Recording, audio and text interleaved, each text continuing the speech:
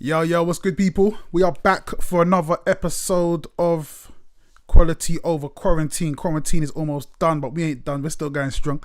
We got a big one today, man. We got a big one today. You know what? I'm not even gonna do the introduction because you don't know who it is. You've been hitting me up, so let's just go straight into it, man. Ashley, how you doing, brother? I'm good, man. Thank you for having me on the show. How you doing? Thank you for coming on, man. I'm blessed, brother. I'm blessed. How you been holding this whole thing down, and how you been doing with this whole lockdown situation? Do you know what? For me, obviously, I'm upset that people have lost their lives to it, and I think in unexpected and sudden ways, which is always horrible. But aside from that, I kind of feel like the planet kind of needed it. Yeah.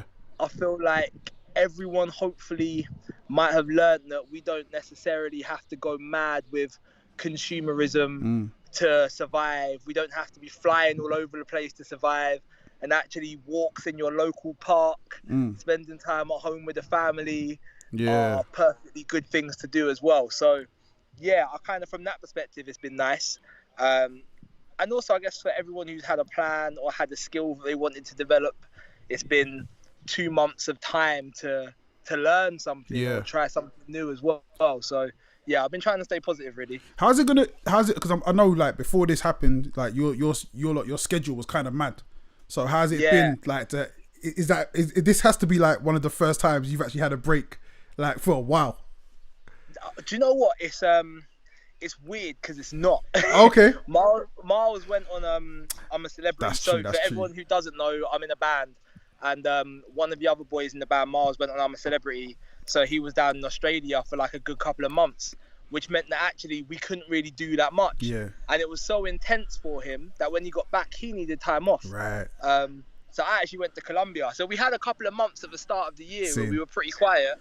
And then everything was meant to get busy from April. Yeah. We were meant to be on tour. And then obviously coronavirus just locked off the whole summer. So Kind of yeah, mad, man. sadly we've had too much time, really. Yeah. So you know what? Let me take this like all the way back here. So obviously I first met you a while ago. We go to the same barbers. Big up Ibu. And it's funny because we used to have these chats about music, and obviously you were already doing your thing. You've been doing your thing for a while. And you were, you know what I mean? You were doing your thing and coming up in the game. At that time, like before the band really kicking off and all that things that happened. But what was your journey, and how did you feel like the progression you were making, what you had done, what you had put into the game? How did you feel it was going? Wow. So going back, when we those conversations where I was picking your brain in the barbershop would have been a good 5-6 years ago now. Yeah. So at the time, obviously we were all working full-time jobs. Me and Miles had grown up, I guess, as most people, being grime MCs. You start spitting in the school playground, you make a little crew of your friends, and that's what it is. Jamal getting involved, he's very much an R&B man, so he kind of brought a different dimension, and we fell in love with like the whole selection movement. Yeah. So Sango, Goldlink, Mr. Carmack, who else is doing bits from there? Javier Omar, Smino, like all of those people. We fell in love with that sort of neo soul, electronic hip hop, R&B sort of thing. That's what we really loved. But we found that a combination of having that sort of different sound, and if you know us, we don't really swear.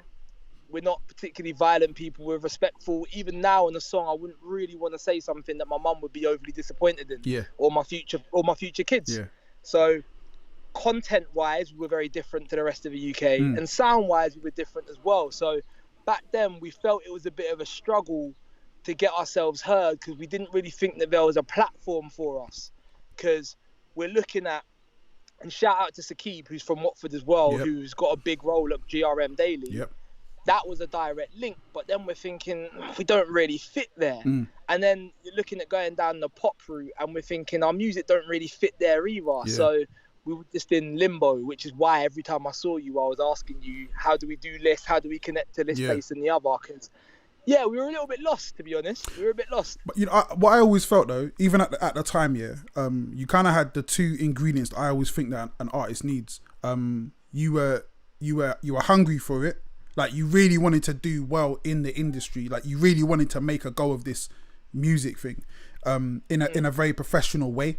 And you were kind of on that. And also as well, like every time I'd see you, you'd be like, yo, check out the new track or check out this. And like the levels of like music was always just like, all right, this is done, innit?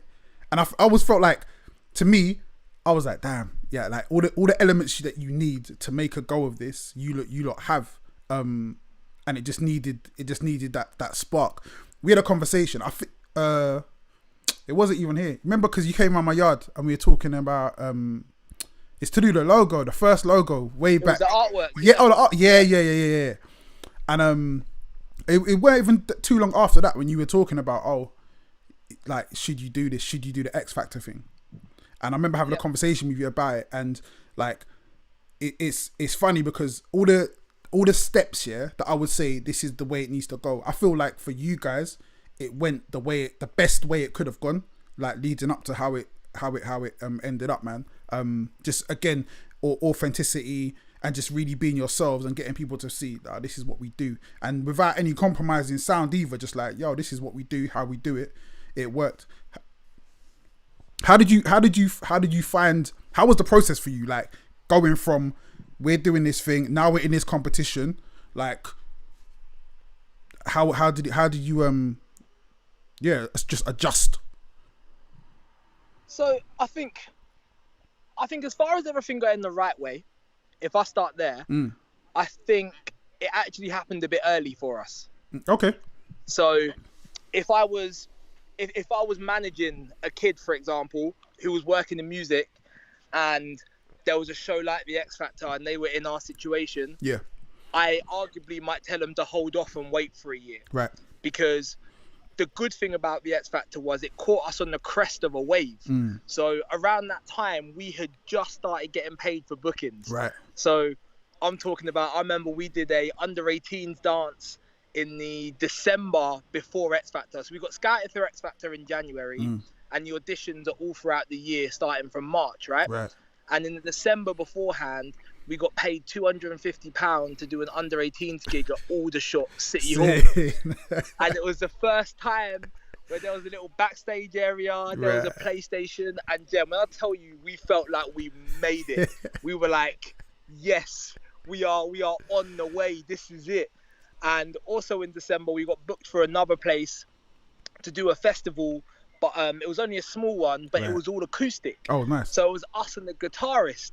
So for the first time, we had to start thinking about vocally harmonizing with each other, and trying to break down the music into what the chord structure was of the songs and all the rest of it. And we'd never done that before. Beforehand, it's just getting beats off YouTube and writing to it. So the X Factor journey happened for us at a point in time where our eyes were just starting to open up to a lot of integral parts of, one, the music industry, and two, making music itself. Yeah. So we got exposed to the big time when our eyes were just starting to open. Arguably, we might have been better suited to it if we got exposed to the big time once we were able to see. Does that make sense? 100%. But so that's one side of it, and then the other side, how did we feel? How did we adapt to it? I think as people, we always made like a range of music, and we always did. Some of it was deeper in your feels, some of it was grime, and some of it was more upbeat, kind of with a pop sensibility. And when we went into the show, we kind of realized that clearly the nation was falling in love with this specific part of us. Yeah. And so we were like, all right, cool, let's just keep writing songs. Like that, basically. So it was a blessing that we got to be ourselves, and we didn't have to change, because we quite quickly realized what part of ourselves the public wanted. And so we were like, all right, cool, let's just keep giving them that. That was, I think, it was definitely cool to kind of see the journey. And I remember, like, obviously knowing before you were going to be on it, whatever, and then like you're watching TV, like, oh, Rax, what? Were they on it? Like, oh, all right, they're through. Oh, heavy, cool, man. Dude. And then like, oh, right, they're doing it. They're through again. Oh, okay, heavy. And then like watching the journey, watching as you went through, was like, damn, this is like, it's a proud moment, man. And I feel like, obviously, Watford stand up. Everyone in the buzz was definitely there for kind of like, you know what I mean, local guys doing their thing, and everyone's got a friend who knows someone, and yeah, that's my friend. Like, you know what I mean? So it was cool. It was cool to definitely see. From the inside looking out, how did you find the experience as a whole? Boy, bro, I loved it. I'm not gonna lie. I loved it. I'm a person that just believes in having opportunities and trying to make the most of it. Yeah. And that for the X Factor was just a massive opportunity. And we went into that, and I'm telling you, from minute one, from the behind closed doors auditions in the offices in London, we were all sitting outside waiting to go in, and there's people there sat with their instruments and singing and whatever. And me and the boys are looking around, and we're going, "Raw, this person's good. Yeah. Raw, this person's good."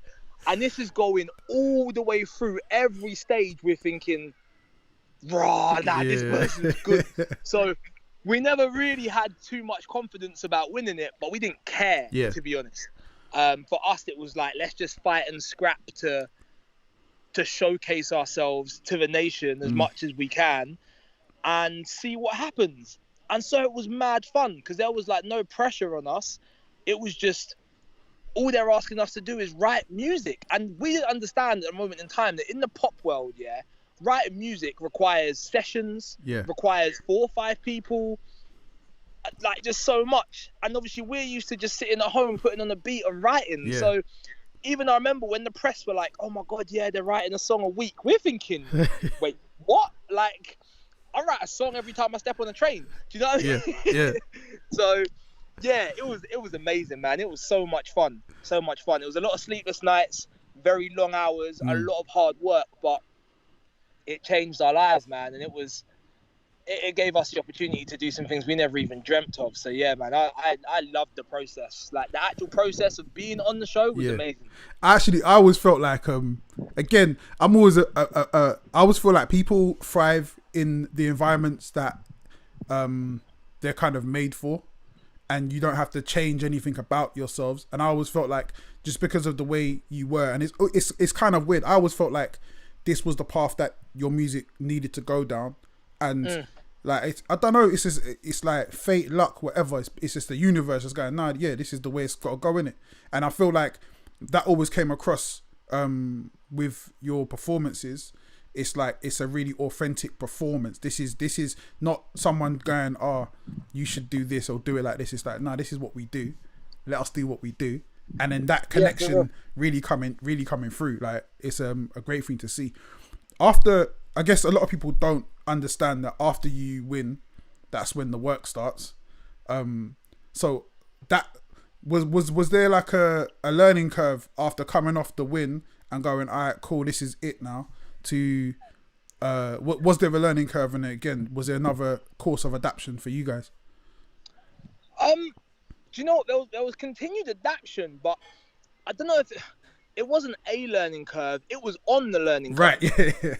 So our first audition, after it, Nicole Scherzinger, when she was sat there critiquing us, she was like, "Yeah, do you know what? They are sick, but it would be great if if 2 of the others could sing a little bit more. That would allow Jamal to sing some ad-libs and go off to some more interesting places." So for the next round, we're like, "All right, cool, bet we're going to try that." Yeah. And then we got critique after that about harmonies. Right. So we were like, "All right, cool, let's try that." Yeah. And then I remember when it got to judges' houses, we did a performance, and Cheryl was there. And again, off the camera, she said, like, "Do you know what? I really like them, but if they start doing tours and they've got a set for an hour, they've got to dance if they're going to be able to entertain people." So then we're like, "All right, cool, we can do some more of that." So from the January and us doing that acoustic festival and having to start learning, all the way through the process at every step, we were never the best musicians or the best act there. We just were willing to learn every time we saw a problem. And so when we came out, again, there was obviously a lot more learning, and you're working with other writers and producers and whatever, but it wasn't a new curve. It was kind of just added on to, we were already our brains were already supple at that point in time. Do you feel like, because again, obviously you're saying, but just before that, you would just started getting that show money and becoming like who you were, again, we already saw the name, but do you think the fact that you came from the hip hop background, the grime background, where so much of it you're so self-sufficient, do you feel that really helped you in that side of it as well? Because then you're coming from a really kind of a free form do it yourself into a more of a rigid situation where you do have a lot more help, but at the same time, do you feel like having that background of now we know what we're doing, we can do a lot of things ourselves? Do you think that's what helped you, give you that edge? I don't know if it came from the background or it's just a personality trait, to be honest with you, because like I know what my personality is like in the group, and it's kind of different to the others. Like I feel like for me, one of the biggest benefits is that I've been working in financial recruitment, which is basically a sales-based role. Everything is very target driven, and what I'm doing on a day-to-day basis is very specific, and it's all about just getting results. Right. So going into that X Factor situation, for me, I kind of looked at it like that. I was very much, okay, the goal and the objective is X.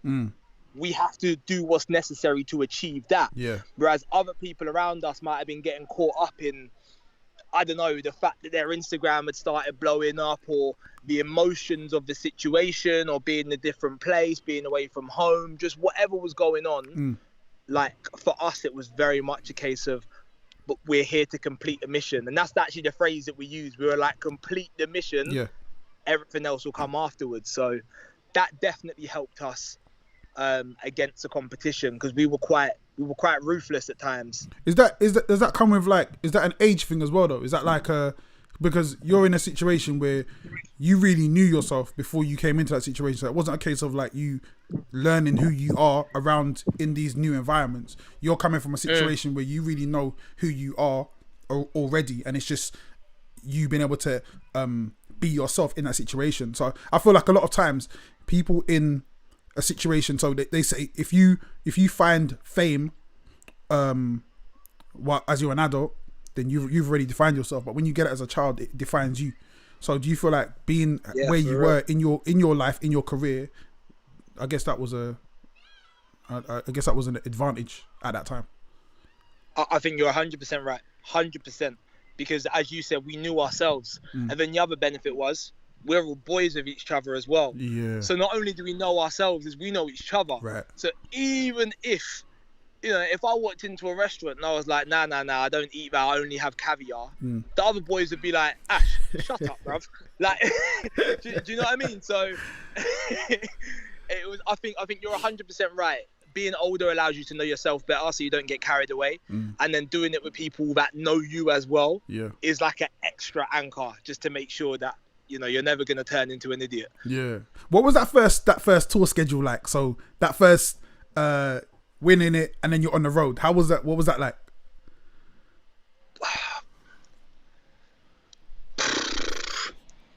Boy. It was, do you know what? The touring side of it is a bit crazy, right? Yeah. Because even before everything happened, that was our favourite part. We loved performing on stage with each other. It was always our favourite part. And success for Rak-Su. At the start of 2017, the dream would have been, if we could have been an opening slot for Jay Prince or Koji Radical or someone like that at Coco in Camden, or the Jazz Cafe in front of 500 people, that's what we were aiming for. Yeah. Like, people don't always believe me when I say this, but I'm being deadly honest. Like, that is what we were aiming for. That was success.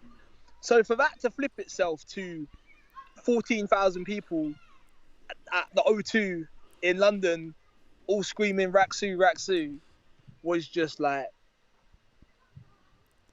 I struggle to describe it, because I still think I haven't fully deeped it. But it was just, it's kind of like sometimes in life you have dreams, and then there's something that happens that it was so good we didn't even dare to dream of it, if that makes sense. Yeah. So that's man, it was amazing.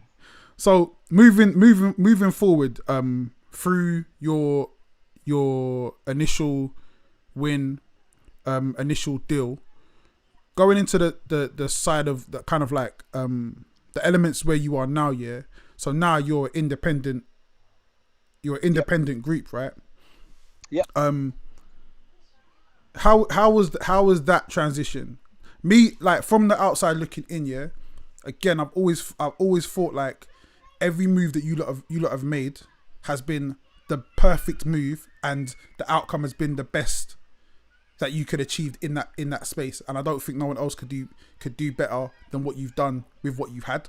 How did you find that, again, that transition from going from having the machine behind you to back to, it's us, man. Let's get to work.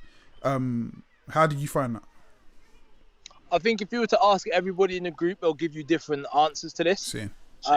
But for me, I really loved it, to be honest, because I see that. I like accountability, man. I can't. When the worst situations was, I can't deal with something going wrong with our careers and our lives, and then me not having any power to fix it. Do you know what I mean? Because then you're sat there and you're upset and you're angry that this person didn't do something right for you, but you never had a chance to do it right in the first place, and you don't even have a chance to fix it. And so I think when you're in a situation of being on a label, if you're a priority to them, or if someone's neck is on the line for you, and they will run through a brick wall for you, then it's okay. Do you know what I mean? Yeah. I wouldn't say that no one should be on a label, but if you're willing to just work and do things by yourself, that's better, in my opinion, than leaving it to somebody who doesn't really care too much. Yeah. Do you know what I mean?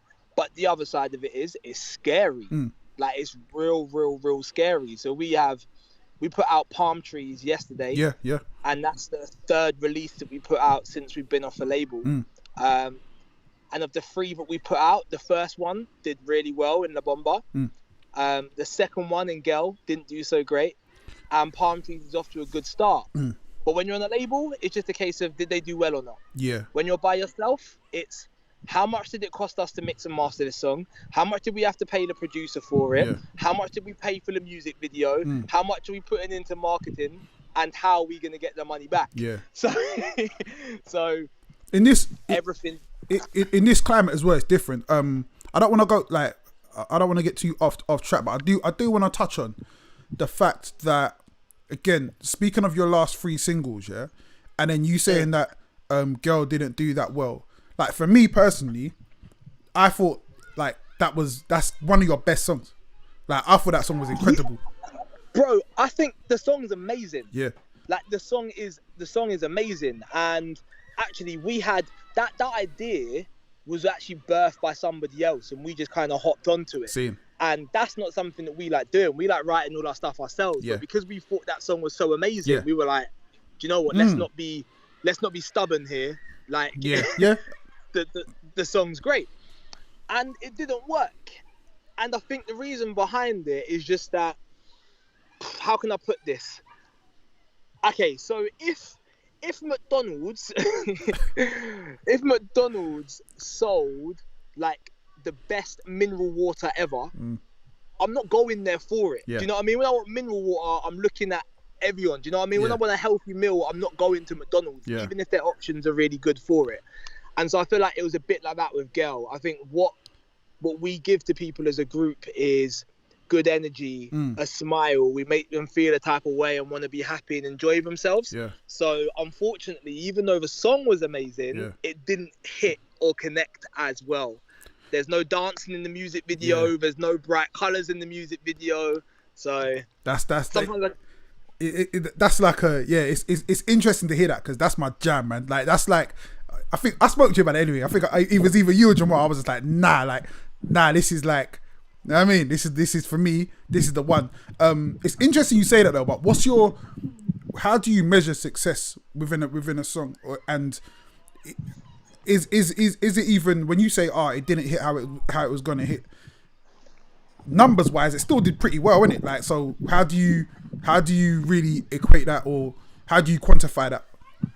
So if I look at La Bomba and Girl, which both came out within the same month of each other, right? La Bomba is stereotypical Rak-Su. Yeah. It's a baile funk song, which is a typical Brazilian drum pattern that's just not used in the UK, with Jam singing on the chorus and me and Miles rapping the verses. It's not particularly deep. If I was to read it out from top to bottom, it's not overly poetic, but numbers-wise, streaming-wise, I think it's done twice as good as Girl, which is like a really well-written trap ballad. And I think the YouTube views on the Bomba are probably like 7-8 times higher than Girl. Right. So I guess when I say doing well, it's in relativity to each other, if that makes sense. And then being on tour and performing them, the response to La Bomba is amazing. But then part of that might be we do 3 minutes of non-stop choreography. Like it is, we perform it very well. Yeah. Right? If we're going to perform Girl, we're going to have to just stand there and sing our hearts out sincerely. So let's talk about your live show, because your live show is hard. Like it's energy. Like I saw you at Watford. Like, and to me, and you know me, yeah. I'm a against the wall at the back, like arms folded, like let's see what's popping in it, yeah. And it was wicked because it was like, for me, I'm just deep in everything and just seeing like how the shows all put together, and again as well, yeah. For me, I'm not going to see like many acts that I would consider pop acts. So for me to see you guys do what you do, for me it's a learning thing. But the show, like, the first thing I kind of really got is you don't have a really strong playlist. Like, you have a really strong set. And also, it is, like you say, it's high energy. It's a high energy set. How did that tour, how did you find that tour? Because again, this was when you just become independent. So, this was like an independent tour as well, right?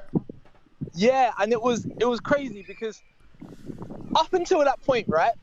We wanted to talk, and I said to you, like, the live show that's the apex of this whole thing for us. Yeah.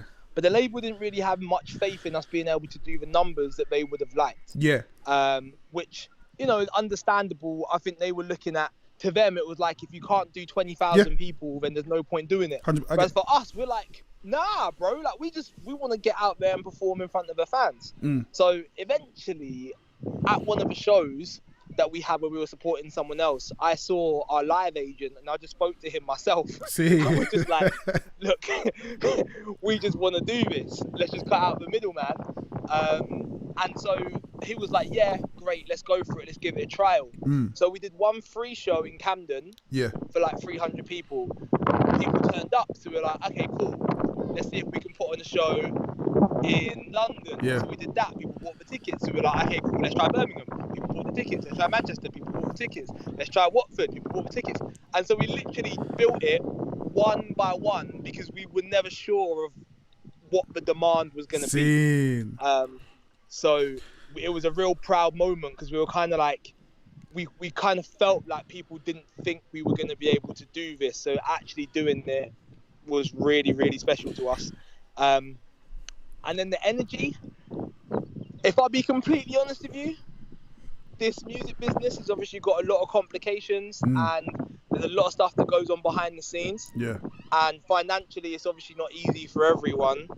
I think, not to sound arrogant, but as far as male groups go within the UK, within the urban pop space, I think I would put us up there with, if not the best, at least one of the best. Yeah. And it's kept us alive and kept us in some circles that maybe our numbers don't say we should be in. So if I look at some of the festivals that we've done or some of the gigs that we get, if you look at our streaming numbers in comparison to some of the others, we arguably shouldn't be there. Right. But because of what we're actually like on stage, I guess we keep on getting booked for things because people know they're going to get a show. So not only do we enjoy it, but we also recognize it's important. Like when we go on stage anywhere, it's like, we have to nail this. Yeah. It's funny you say that though, because going back to you talking about the label wanting to do only a certain size of show, and it's funny because we get that even as a smaller independent artist working with different labels or different management, we still get that. So the idea of only do it if it's big, only do it if it's gonna be this. And it's like, as an independent artist, or them not really understanding. Nah, do you know what? I have to release music, or I have to do shows because I have to eat, and them not really getting those things together, or them saying, no, only do the biggest. And it's like, nah, but the little ones, they work. Like the mid-range ones, they work. And I think like one thing I've noticed is in your independence, because you've stayed busy, your fans have stayed loyal. So you haven't seen you haven't seen a drop off. How important would you say that is? How important is the consistency of carrying on doing what you're doing? How has that helped you? So do you know what? You're 100% right, but we didn't really see it like that. Especially when it came to the tour. The main motivational factor behind the tour is this thing can fall apart at any time. Yeah. When we look at other X Factor winners between us and James Arthur, like none of them are active as musicians. None of them are like full-time musicians right now. So we're like, tomorrow's not promised in life in general, less so as an artist. Yeah. So the label have dropped us. If the next couple of songs tank and we have to go back to work, you're telling us that we could leave this thing without ever realizing our dream of going on tour. So that's where our mentality was. It was like, sometimes it's not about success. Sometimes it's not about money. Sometimes it's not about anything other than we dreamed of going on tour. So regardless of what's going on, we're going on tour. Do you know what I mean? So with everything that you said, you're 100% right. But it's funny, we weren't thinking from a business sense on that one. That one was purely just a passionate, we might never get this chance again. Yeah. I think it's like, it's really like if you look at your career, being in that, the X Factor, coming from that space, because a lot of us, when we see that, we just see that as it's like a graveyard for careers, unless you make all the right choices. And that's why I say you made all the right choices, because there's so many parts that could have fallen down. And I feel like one of the things that sets you apart is the connection with your fans, with your supporters. I feel like a lot of people fall down on that, and you lot do that effortlessly. It's like your connection with the fans it's not like, it's nothing's forced. It's like, yo, we are one, we're doing this together. Where did that come from? Like, is that something you thought of, or is that just, again, is it just a natural progression of what Rak-Su is? I guess it's this probably comes back to the age thing, and I guess the trying for a while, right? Because obviously you are the mixtape king. You've been up and down the streets selling your music to people, and so obviously you appreciate support more than somebody who's just been dropped into a label situation. Suddenly they've come out of nowhere. And for us, it was the same as well. Like, we have stood out there on the high street trying to sell tickets to our EP launch party. So to go from having to fight for support to then suddenly there's a group of people that will just love and support you unconditionally regardless is like, forget the music. That's amazing. Like, you're actually, for whatever reason, you've said you're going to be there to support us through thick and thin. And that, for me, whether it was to do with music or anything else, I'll have unconditional love for you for that forever. So the fans, in a lot of ways, like, it kind of goes past that. Like, some of them, providing I've got the time anyway, will come to me with personal problems or issues and whatnot, and we'll just talk. Do you know what I mean? Like, I'll give them my time, because at the end of the day, we wouldn't be where we are right now without them. And that's even truer now that we don't have a big label budget and machine behind us. So, yeah, it's really, we're genuinely appreciative. But you get, that's not normal, because as far as like, what you see a lot of is fans who, an act that's on a label is doing their thing and they're visible. Then once they're off the label, a lot of times you see because the machine's not behind them, it all just drops off. Like, the fact that you lot have been able to maintain that and just seamlessly move through it, I think is testament to how you are. And I want to know, do you understand like how important that is, or how monumental that is? Because that's not a normal thing, bro. I feel you, and we definitely recognise it, and it's something that at times it can be difficult as well. That's the other thing. Like, I know that for one of us has been going through some mental health issues recently, and he's just completely removed himself from social media.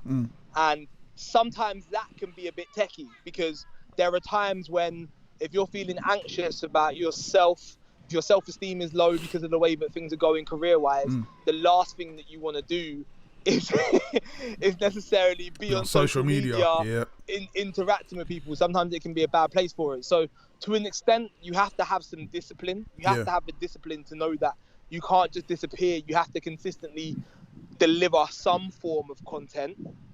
And then that coupled with, if you're lucky enough to have people that really care about you as a person, that also helps. So for us, it's a perfect storm. One, we have amazing supporters that genuinely love us, and two, even in the harder times, we've come too far to just stop now. We've got to carry on fighting through.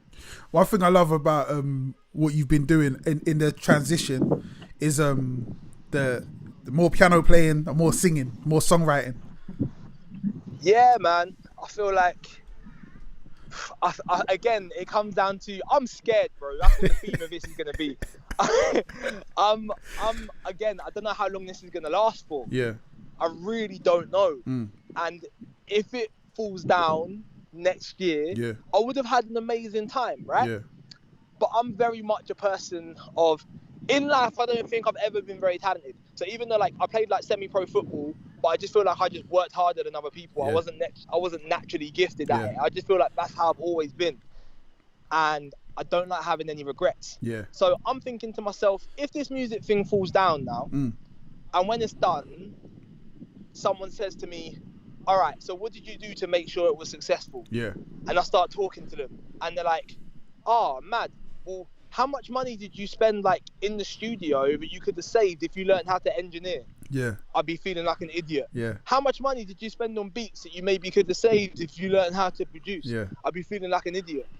How much better would your songwriting be if you actually understood music? Yeah. Yeah. From not just barring, but actually understanding it, knowing the difference between a augmented chord and a suspended chord. Yeah. So for me, I'm like, let me give this thing my all. Let me become a better songwriter, a better singer, learn some guitar, learn some piano, learn how to produce, learn how to engineer. And then if it don't work, that means that God's got another plan for me, but at least I know I tried. I think it's I'm a big Gary Vee fan, and Gary Vaynerchuk always says document, just document. And I think one of the things that you understand really well is allowing people into that process of, yo guys, I'm trying here, I'm trying to ting, have a listen, and then being able to watch the improvement and being able to see the progression of what you do and where you're going with it. I think that's a really, again, I feel that's one of the keys of engagement, is always being in a situation where we can really see what you're up to, we can really see what you're doing and where you're going with it. Yeah, and I feel like that also comes back to the consistency on social media and with the fans as well. I'm real. Yeah. So it makes it easier for me to engage constantly with people, because I'm not actually putting on a front, if that makes sense. 100%. So if I'm singing something and my voice is cracking and it's not great, I'll let people know this is what I'm doing. Yeah. If I'm playing something, I'll actively say, I'm trying to learn how to play this, but I can't get it yet.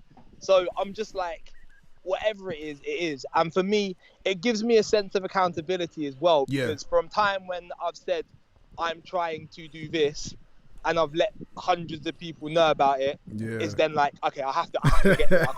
I can't stop. Do you know what I mean? Right? If I never publicly say it, I've got a little get out of jail free card. You've kind of mentioned a few times about the idea of this music thing not lasting, yeah? Is that something that you really play out in your mind of seeing? Obviously, we all know nothing lasts forever and things change, but is that something you actively are looking to kind of mitigate and being ready to change direction if it does change? I guess I'm not ready to change direction yet. I have a plan B, but I kind of leave it under the sink, and I'm not. I'm trying to avoid it, because my role in the group has always been, okay, what's the target? Let's make sure we're getting there. Yeah. That's always been my role within the group. And right now, leaving the label, the role is to make sure that financially we can carry on doing this. Yeah. And so as a result of that, I went and spent time with the accountant. I'm looking at what our outgoings are. I'm looking at what all the deals across the songs were. I'm looking at how much money we get for a show. Yeah. Who's getting this percentage? Who gets that percentage? And then I'm just looking at the whole situation financially. Yeah. And I'm realizing that, wow, it's actually quite touch and go. Seen. If you're in a period where you've had a song which is doing well, Yeah. life is great. Yeah. At the moment you're not, it gets a little bit touchy. So I guess as a result of that, I know how fickle this thing is. Yeah. And then coronavirus has made it even worse, because obviously this year we're probably not going to earn a penny. So it's something I am always conscious of, that we can't stand still. We have to be getting better. We have to be being active. We have to have some sort of plan that we're trying to execute. Otherwise, there's 1,000 other young, hungry brothers out there that are trying to be musicians. Yeah. And they will take your spot. Yeah. Yeah. I think it's interesting the way you kind of break that down. And I don't think a lot of artists, not artists, I don't think a lot of consumers actually realize how the game can change, or even why people don't get it. They're like, oh, why aren't you making music anymore when artists disappear? It's like you don't even get the ins and outs of what we do and how much it costs to make things work, and how fragile the game is. From an outsider looking in, I'm an analyzer, and I always feel like like I said, the position that you're in at the moment, and I'd say the potential that you guys have, I think you're still in you are in a really good place, and from the outside looking in, it feels like it's moving in the right direction. How do you feel from the inside looking out? How do you feel it's going? And what's the plan for the future? Are you still gonna keep dropping the singles and see how it goes, and before you release a full project? So, how is it? I think it's about choices, right? And we're still trying to figure ours out. But I think we've accepted that we're a little bit weird and we make music different to everybody else, and we're going to carry on doing that. Wicked. Because there's a period in time where we're really thinking, are we shooting ourselves in the foot here by not just making what everyone else is making? Because if we were making poppy trap and we were just making Afrobeat and we were making drill, at this moment in time in the UK, life would be a whole lot easier than us making an American sounding song, a baile funk song from Brazil. Like, do you get what I'm saying? Yeah. We've always made it hard on ourselves with the music that we make. But we've just accepted that actually that's who we are. We're not going to change it. We're going to make what we like, and what will be. And then as far as success goes, we're blessed in that our taste didn't change and we didn't start buying expensive things. So when we left the label, we have enough money to carry on moving and to carry on doing what we need to do. And so now it's just a case of carve out our little lane in the industry.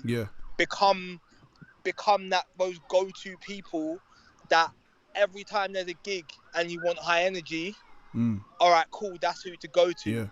The major lasers and the Tiestos of this world that make Afro or Caribbean influenced music with high energy, if they want to do a feature with a UK artist, we want to be those go-to people for that reason, if that makes sense.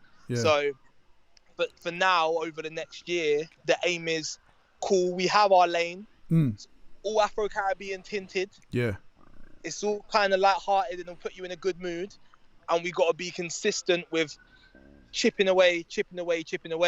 So as a result of that, the focus is going to be on singles, but then there will be EPs around the singles as well, where we can display other parts of what we like to make without them necessarily being the focus. Seeing when you being a part of where you are in the industry, and being around other artists who have reached that pop level.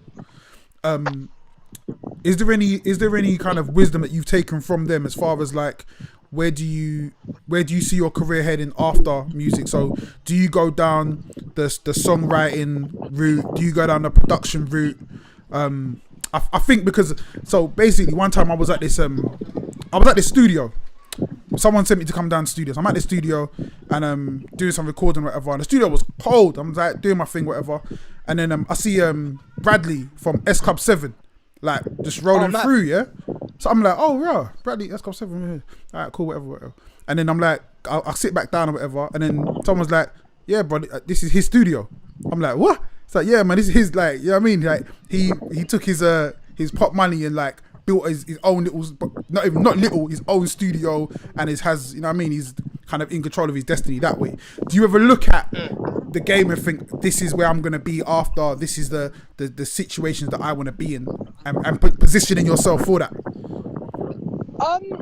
Yes and no, to be honest, because I'm like, a lot of people have told me for a while that I should go into songwriting. But I'd always resisted it. And the reason why I resisted it is because I wasn't as good as my favourite songwriter. So I was like, I don't want to do it until I feel like I'm there. Which is why the piano and everything else is, so I can be more like the people that I look up to and respect. So I guess I'm kind of preparing for it without actively thinking about it.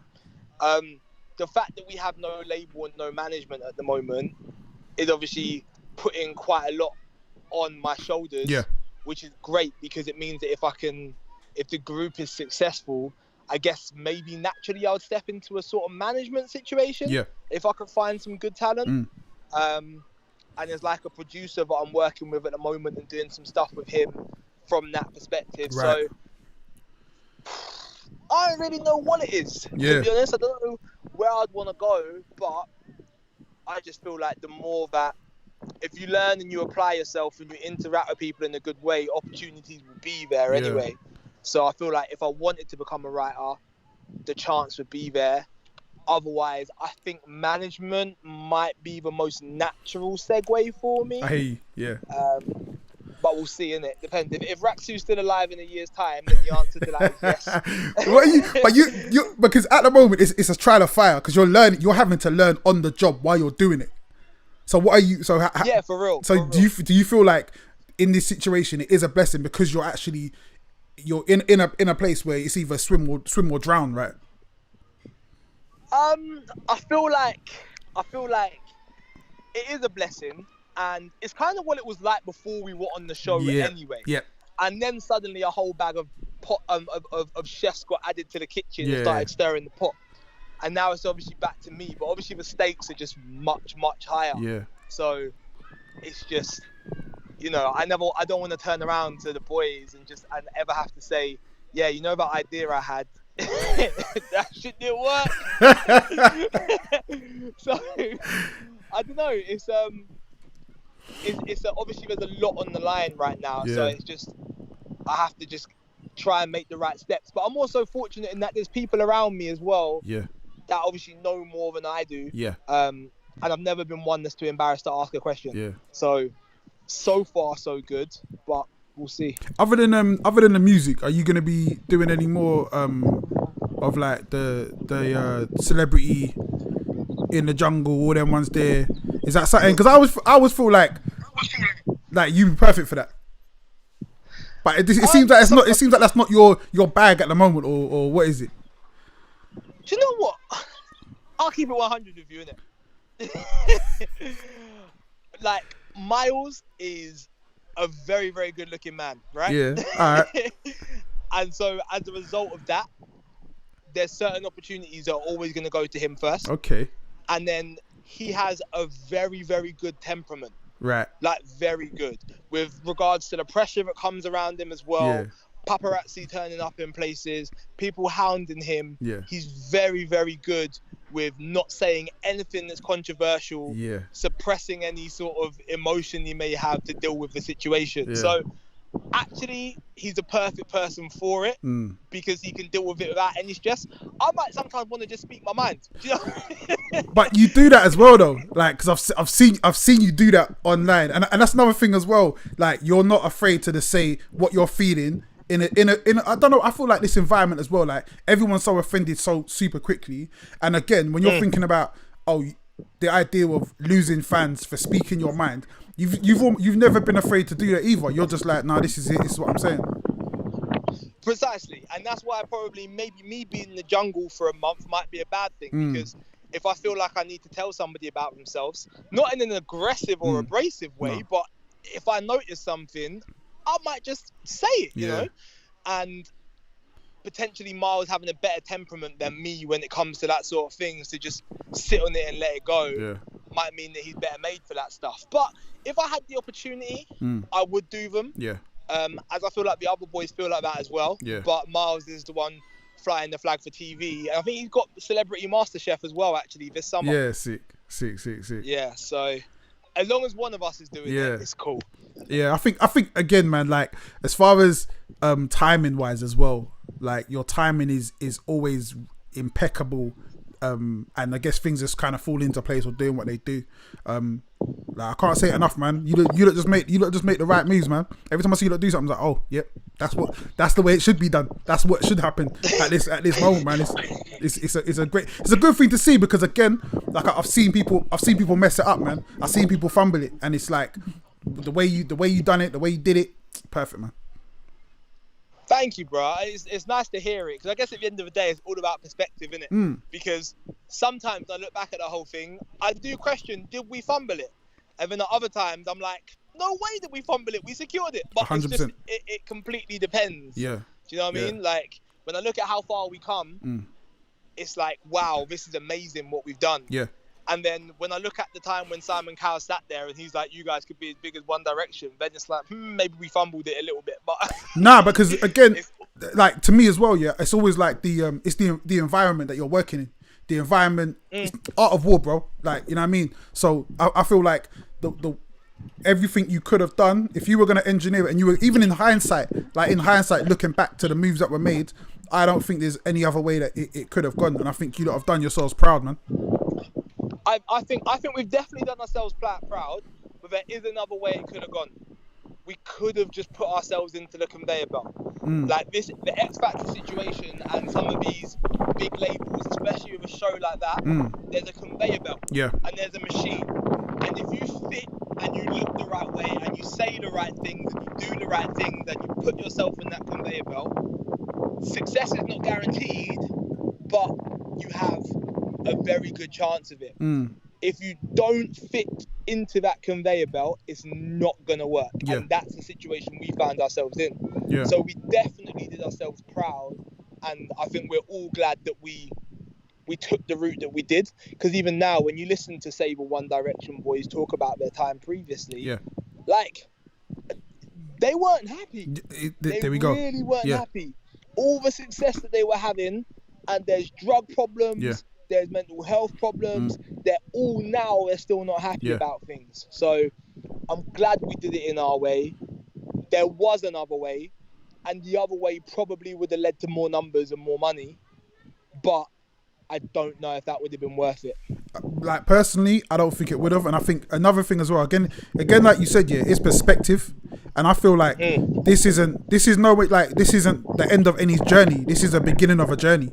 And I feel like the longevity of what you do is going, like, again, we're looking at it from where we're standing. We're like, okay, you know what I mean? It can go either way. But I just feel like the potential to really take this further than, again, man, than you've, like you said, further than you've even dreamed is 100% there. And I feel like the vision and the work ethic, they measure up, and the talent, like I said, man, we've said this before, like talent wise, production wise, songwriting wise, it's all there, man. It's all there. Like all the ingredients you need to take this to a whole nother level is all there, man.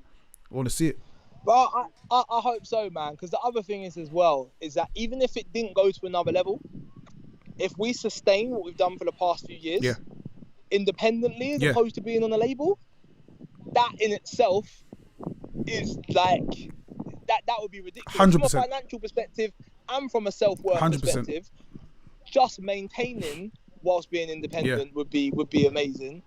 And then the other side of it as well is we don't really have a champion at the moment. We don't have a champion within the industry. There's no one on radio or Spotify or Apple or anyone who is like, nah, trust me, these are sick. We need to support them. We need to support them. And that gives me a lot of faith as well, because it means that whatever we're doing at the moment, we're doing largely just because of fan support. That's the truth. It's just the fans. So there is another level that we could get to. Yeah. The moment that somebody in a position of power decides to pay us some attention again, that could be a complete game changer. So it's like everything we're doing right now is with minimal support, no management, no label, like no nothing. So as those things come back into the picture, the future will only be brighter and brighter and brighter. So I think it's funny, man, because it's like I talk to you, I talk to a lot of other guys as well who I class as big in the game, and it's like everybody goes through the same battles. Everybody feels the same in their position. No matter where you climb, you always feel like, yo, why I get in the push? Like, why radio supporting and all these kind of things? And I feel like, again, the only difference is having that fan support, having that having those supporters is what can really keep you your head above water. And I gotta say, big shout to your fans as well, man, because your fans they ride for you in a different way, man. Bro, like crazy. And I'm a numbers man, innit? So I'm quite anal when I check all the stats. Yeah. Right? And I'm looking at the song Palm Trees that we put out. Yeah. Yesterday, in the first 48 hours, has done better than some of our songs which we had on New Music Friday. Jeez. And so this has got no playlist support. This is just the fans coming out and supporting it. Yeah. So it's that sort of stuff that just keeps me mad optimistic. Yeah. Like, so if I ever talk about not having the industry support from the inside, I'm not even saying it from like a frustrated way. Yeah. I'm saying it from fact. It is what it is. It's a fact. Yeah. But oh my gosh, wait till we do have it. Yeah. Because that plus the fan base is going to be amazing. Yeah. Because as you said, a lot of people have the support, but they don't have the fan base. Yep. So as soon as the support goes, they go. Yeah, that's it, bro. That's the thing. And people don't get it. Like, people, they feel like, and this is another thing as well. It's like, that's the beauty of it. That's what I'm saying. Yeah, from going from a label to off a label. Yeah, a lot of people just drop because again, it was all just hot air, man. It was all fake. Whereas when you got real support, you're gonna be good, man. Yeah, nah, for sure, and that's what we're working towards, isn't it? So the challenge now is just make the right steps. Yeah. Invest the money wisely, and just try and make better and better music, because obviously that's one thing that never lies, isn't it? Yeah. So, nah, man, bro. I want to thank you for your time. I want to just big you up, big up the group. Big up Jamal. I might see him in Tesco again soon. But like, you know what I mean? Like, you lot just been doing your thing, and it's been great to see. I look forward to seeing what you lot do next. Always supporting as usual. And yeah, man, just love to you, love to your family. Stay blessed, stay safe, man. Thank you, bro. Thank you for having us on as well. Hopefully bump into you in the barbers. Yeah, man. Listen, it's a mess right now, bro. And yeah, look after your family, and to the fans who've heard this, thank you. And again, we're appreciative and we love you. And I'll speak to you soon. Bless, brother. Peace, man. All right, man. Bye-bye. Yo, I have to say, big shout out to the one like Ashley, man. It's great talking to him. We have these conversations like off camera so often, and it's kind of cool to like get the behind the scenes and just how the mind works, and it's beautiful as well seeing how what we could class as a pop act, what happens when you come off the label without the machine and still being able to maintain that momentum and still being able to maintain that level of professionalism, and also just like the aesthetics of how it looks and the quality that they're producing. It's amazing, man. So yeah, man, big up Ashley, big up Rak-Su, big up the whole gang. Guys, we're gonna be back next week, or maybe before, or sometime next week anyway. So please, man, hit that subscribe button, hit that like button, let your people know we're out here. Stay blessed, stay safe. Peace to you, peace to your family.